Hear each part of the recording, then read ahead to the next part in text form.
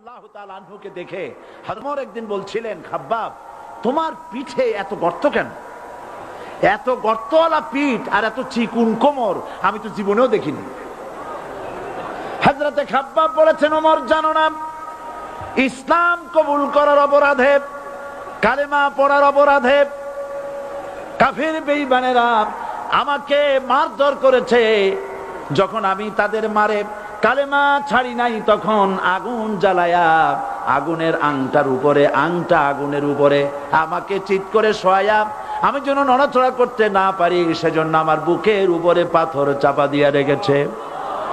আগুনে গোশত পুড়ে পুড়ে আগুন ভিতরে ঢুকেছে, গায়ের রক্ত আর চর্বি গলে গলে পড়ে আগুনগুলো নিভেছে। ওই পিঠে যে গর্ত হয়েছে আজও পর্যন্ত সেই গর্ত মিটে যায় নাই। হযরতে খাব্বাব রাদিয়াল্লাহু তাআলা আনহু বলছেন, বুখারী শরীফে হাদিসে ভাবে এসেছে, ওয়ান খাব্বাব বিন আরিত রাদিয়াল্লাহু তাআলা আনহু আন্নাহু ক্বাল শাকাউনা ইলা রাসূলিল্লাহ সাল্লাল্লাহু আলাইহি ওয়াসাল্লাম ওয়া হুয়া মুতাওয়াসসাদুন বুরদাতুন লাহু ফি জিল্লিল কাবা। আমি গেলাম রাসূলুল্লাহর কাছে, যে দেখি হুজুর বাইতুল্লাহ শরীফের ছায়ায় আরাম ফরমাচ্ছেন। আমি কাছে গিয়া বললাম, আলা তাস্তানসিরু লানা আলা তাদউ লানা ইয়া রাসূলুল্লাহ, হে রাসূল আপনি কি আমাদের জন্য দোয়া করবেন না? আপনি কি আমাদের জন্য আল্লাহর কাছে সাহায্য প্রার্থনা করবেন না? মার খেয়ে খেয়ে তো শেষ হয়ে গেলাম। শুনতেছেন আপনারা? আল্লাহর নবী উঠে বসলেন, বললেন, খাব্বাব শোনো, তোমাদের আগে যারা এই পৃথিবীতে এসেছিলেন দ্বীনের দাওয়াত দেওয়ার জন্য,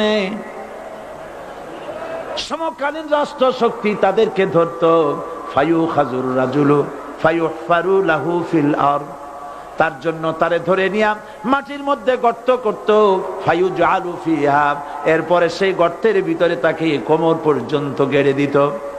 সুম্মা ইউতা বিল মানশার, এরপরে করাত আনা হতো, ফায়ুদাউ আলা রাসিহি, এরপরে করাতটা মাথার উপরে রাখা হতো, ফায়ুজআলু নিসফাইন, এরপরে করাত দিয়া চিরে চিরে জীবিত মানুষটাকে দ্বিখণ্ডিত করে ফেলে দিত।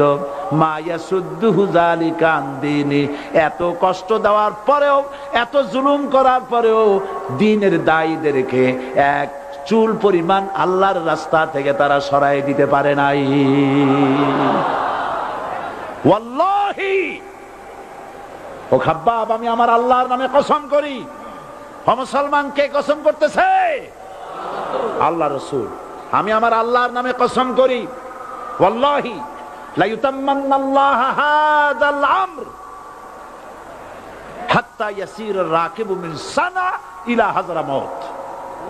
সেদিন বেশি দূরে নয়, ইয়েমেনের রাজধানী সানা থেকে শুরু করে সৌদি আরবের হাযরামাউত পর্যন্ত হাজার হাজার মাইল, এই দীর্ঘ পথে যুবতী নারী তার সৌন্দর্যের পশ্চা নিয়া, আর ধনাঢ্য ব্যক্তিরা সওদাগরেরা তাদের টাকা পয়সা নিয়া একাকে নিয়ে অথবা দলবদ্ধ ভাবে মানুষেরা যাতায়াত করবে।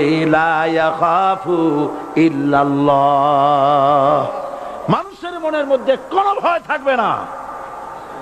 এমন একটা সময় আসবে, ওয়ালাকিন্নাকুম তাস্তাজিলুন, অথচ তোমরা বড্ড তাড়াহুড়ো করছো। তাড়াহুড়ো করো না, অপেক্ষা করো, ধৈর্য ধরো, মার খাও, জেলে যাও, শহীদ হও, আল্লাহর রাজ কায়েম হবেই হবে।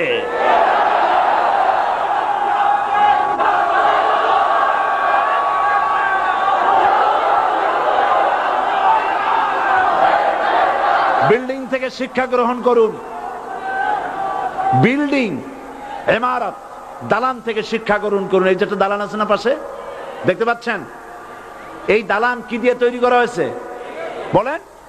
ইট। সমস্ত ইটেরা যদি ধর্মঘট করত, আমরা কেউ মাটির তলায় যাব না, কেউ আমরা আগুনে পুড়ে ঝামা হব না, পিক হব না, কেউ আমরা টুকরা টুকরা হব না, সবাই থাকবো উপরে উপরে, তাহলে কি দালান হইতো নাকি? এই বিল্ডিং নির্মাণ করতে গিয়া ইটের যে স্যাক্রিফাইস, হাজার হাজার ইটকে পিক হতে হয়েছে, পুড়ে যেতে হয়েছে, খোয়া হতে হয়েছে, ভেঙে টুকরা টুকরা হয়ে 50 ফিট মাটির নিচে যেতে হয়েছে। তারপরে ইমারত গঠন হয়েছে, সুন্দর দালান তৈরি হয়েছে। যারা ইসলামী শাসন চান, আল্লাহর দ্বীনকে বিজয়ী দেখতে চান, তাদেরকে অসংখ্য মানুষকে পোড়াইটের মতো জেলখানায় পুড়ে পুড়ে মরতে হবে, অসংখ্য মানুষকে ফাঁসির কাস্টে ঝুলতে হবে, গায়ের রক্ত দিতে হবে, শহীদ হতে হবে, তারপরে ইসলামের ইমারতটা কায়েম হয়ে যাবে। শায়ের কবি কি সুন্দর করে বলছেন, কবি সুন্দর করে বলছেন, ये शहादत गाहे उल्फत में कदम रखना, ये शहादत गाहे उल्फत में कदम रखना, लोग समझते हैं आसा है मुसलमान होना। মানুষেরা মনে করে মুসলমান হওয়া খুব সহজ জিনিস। না, মুসলমান হওয়ার অর্থ হলো শাহাদাতের ঈদগাহে শামিল হয়ে যাওয়া।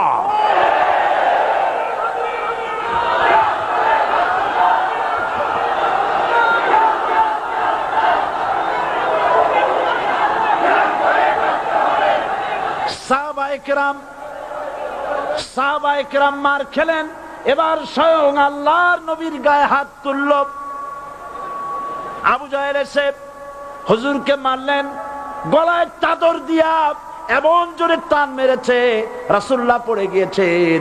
হাদিসে এসেছে হুজুরের চোখ মোবারক ঠিকরে পড়ে যেতেছে, চেহারা মোবারক লাল হয়ে গিয়েছে, জমিনের উপর আছাড় মেরে ফেলেছে। রাসূলের এই অবস্থা দেখে হযরতে হামজা তখনও কাফের ছিলেন, শিকার থেকে এসে তিনি এই দৃশ্য দেখলেন, দাসীর মুখে শুনলেন, ছুটে চলে গেলেন আবু জাহেলের বাড়িতে।